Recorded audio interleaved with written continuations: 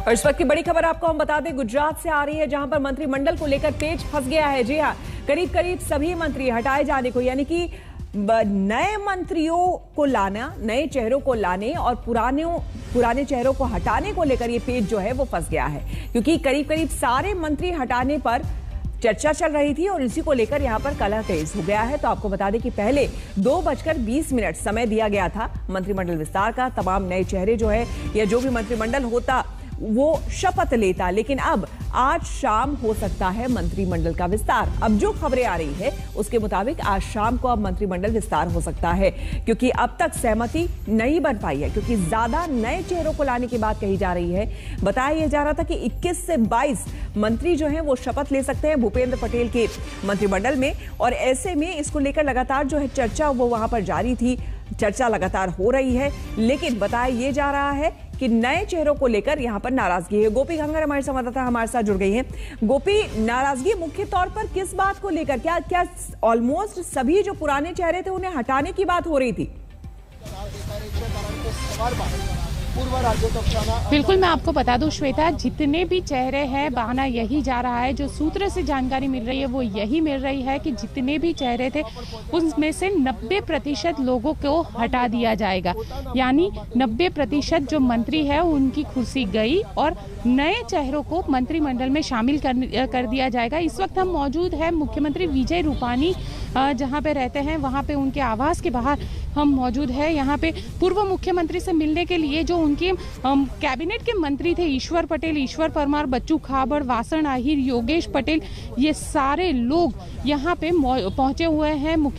पूर्व मुख्यमंत्री विजय रूपानी के साथ उनकी चर्चा हो रही है। यहाँ तक कि नितिन पटेल, भूपेंद्र सिंह चुड़ासमा और आरसी फल्दू, जो सीनियर नेता में से जिनकी गिनती होती है, उनको भी इस बार मंत्रिमंडल में शामिल नहीं किया जाएगा। इस तरीके की जो बातें हैं वो सामने आ रही है। हालांकि आज शपथ ग्रहण समारोह होगा, क्योंकि 17 तारीख को प्रधानमंत्री नरेंद्र मोदी का जन्मदिन है।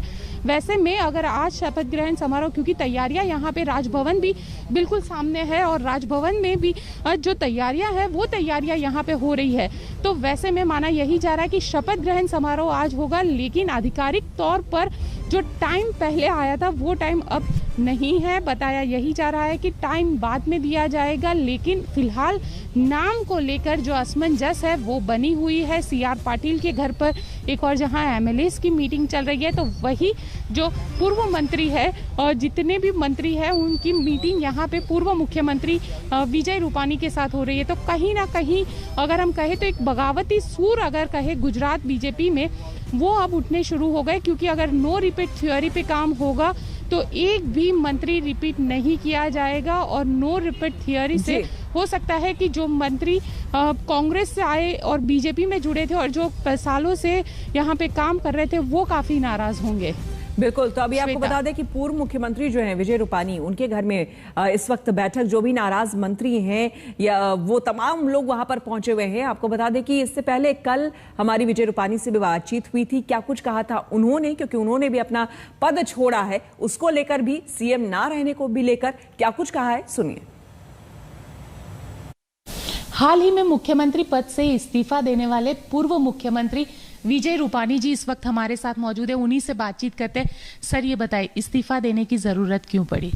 देखिए, भारतीय जनता पार्टी ही ये कर सकती है, क्योंकि हम सब कार्यकर्ता, सत्ता हमारे लिए सेवा का साधन है, सत्ता ही सिर्फ हमारा मिशन नहीं है। दूसरा, मैंने पार्टी को बताया कि संगठन में काम करने की मेरी ज़्यादा इच्छा है। मैं पहले से संगठन का काम कर रहा हूँ और आने वाले समय में नई ऊर्जा, नए वातावरण में नए आदमी को अगर ये जिम्मेवारी मिलेगी तो वो एक नया उसमें नए वातावरण में नया ऊर्जा दे सकते हैं। दूसरा, 5 साल मुझे दिया, 5 साल कम नहीं है।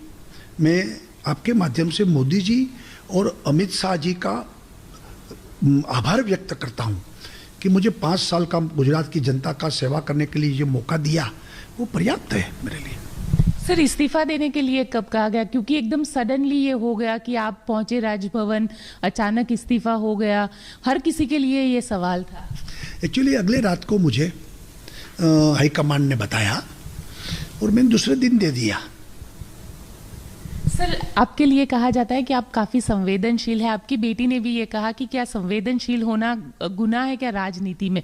आप क्या कहेंगे कि आपकी संवेदनशीलता की वजह से ही आपको इस्तीफा देना पड़ा? नहीं, ऐसा नहीं है, इसलिए मुझे इस्तीफा देना है ऐसा मैं नहीं मानता हूँ। मेरी बिटिया ने जो पत्र में बताया है कि जो अलग अलग मीडिया में कि ये कारण ज़्यादा संवेदनशील है इसलिए विजय भाई को इस्तीफा देना पड़ा, ऐसा जो लॉजिक और तर्क दे रहे हैं उसके खिलाफ उन्होंने ये बात बताई है।